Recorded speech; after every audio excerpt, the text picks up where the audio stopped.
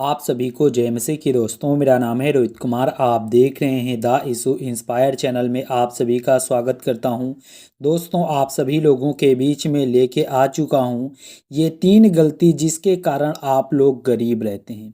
आज हमारे कुछ मसीह भाई बहन हैं जो अपने जीवन में हमेशा परेशान और हताश और बहुत सारी समस्याओं से ग्रसित रहते हैं और कहते हैं कि हम लोग इतनी मेहनत करते हैं, संघर्ष करते हैं, लेकिन हमारे जीवन में गरीबी छोड़ हमें अमीरी नहीं मिलती।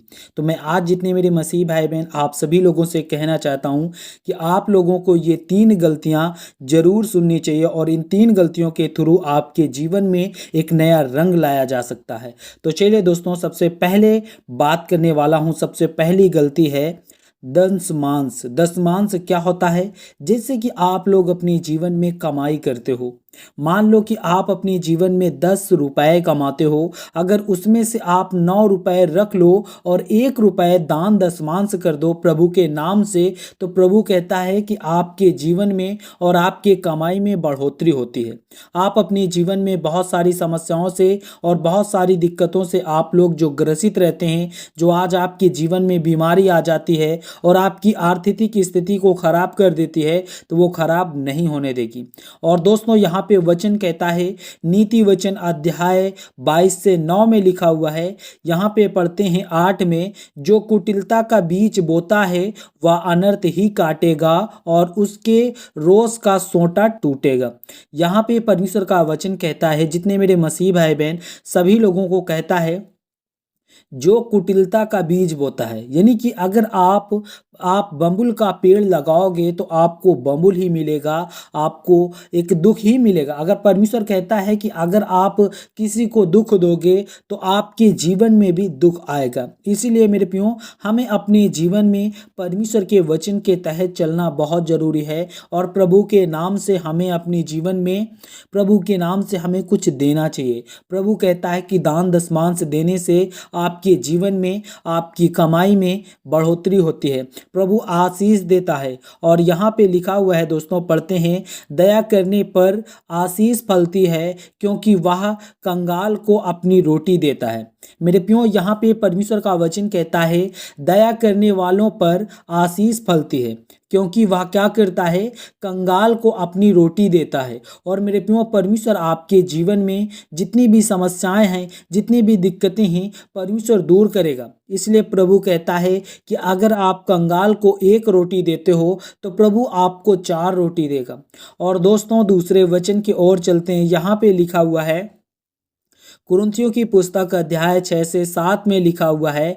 यहाँ पे पढ़ते हैं 7 में, सच्चे प्रेम से, सत्य के वचन से, परमेश्वर की सामर्थ्य से और धार्मिकता के हथियारों से जो दाहिने बाएं हैं।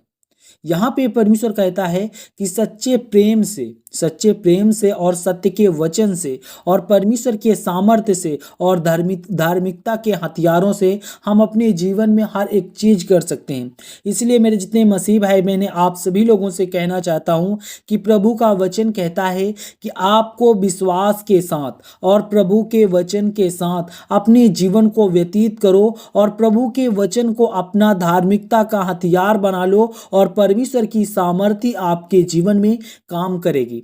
प्रभु का वचन कहता है कि तुम्हारे जीवन में जो कुछ भी कमी और घटी है और तुम अपने जीवन में अगर बिजनेस करते हो तो आपके बिजनेस में कभी भी घटी नहीं होगी।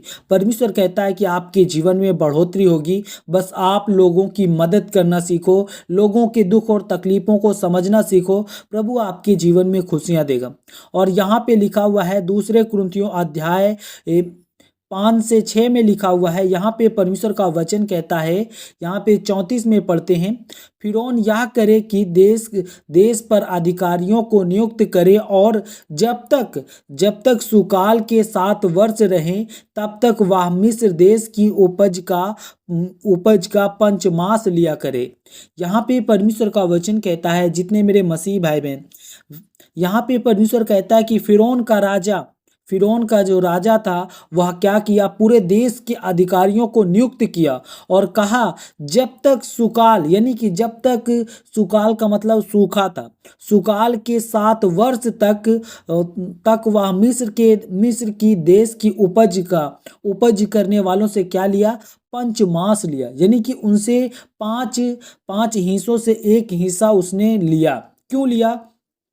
क्योंकि मेरे प्रियो वो क्या किया कि वो हमारे जीवन को और हमारे दुख और तकलीफों को दूर करने की कोशिश की, ताकि हमारे जीवन में अगर अगर हमारे जीवन में अकाल पड़े तो अकाल के दिन वो चीज़ हमें काम आए। और दोस्तों 35वें में पढ़ते हैं, यहाँ पे लिखा हुआ है, और वो इन्हें अच्छे वर्ष के सब प्रकार की वस्तु, भोजन वस्तु इकट्ठा करके और नगर नगर के भंडार घर और भोजन के लिए फिरौन के वश में करके उसकी रक्षा की। मेरे प्रियो, जैसे कि आप लोग अपनी जीवन में, यहाँ पे प्रभु का वचन कहता है कि जैसे आप लोग अपनी जमा पूंजी को एक एक रुपए करके इकट्ठा करते हो, वो क्यों करते हो? ताकि आगे का चल के हमारे जीवन में ये पूंजी काम आए। वैसे ही परमेश्वर कहता है कि आप लोगों को अपने जीवन में क्या करना है? आप लोगों को अपने जीवन में प्रभु के वचन पर विश्वास करके और अपने जीवन के लिए एक अच्छी नींव खोद करके उस नींव को अच्छे से बनाना चाहिए, ताकि प्रभु आपके जीवन में आशीष दे सके। हमेशा अपने लिए आप लोगों को एक सच्चा मार्ग ढूंढना चाहिए। प्रभु इसी बात को सिखाता है। अगर आप अपने जीवन में एक सच्चा मार्ग ढूंढोगे, तभी प्रभु आपके जीवन में जो कुछ भी कमी और घटी है वो सब पूर्ण करेगा। और दोस्तों दूसरे वचन की ओर चलते हैं। यहाँ पे लिखा हुआ है, पढ़ते हैं 36 में लिखा हुआ है, यहाँ पे पढ़ते हैं, यहाँ पे जो भाग पहले उतावली से मिलता है वह अनंत पर आशीष नहीं मिलती है।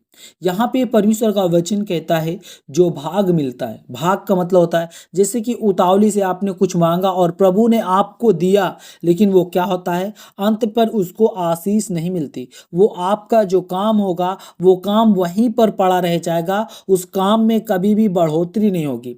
इसीलिए मेरे प्रियो, परमेश्वर का वचन कहता है कोई भी काम करने से पहले उतावली मत करो। परमेश्वर कहता है कि विश्वास रखो और प्रभु के वचन पे जीवन को व्यतीत करो, प्रभु आपके जीवन में आशीष देगा। तो जितने मेरे मसीह भाई बहन, आप सभी को जय मसीह की दोस्तों। God bless you all of you, आमीन। नेक्स्ट वीडियो मिलता हूं दोस्तों।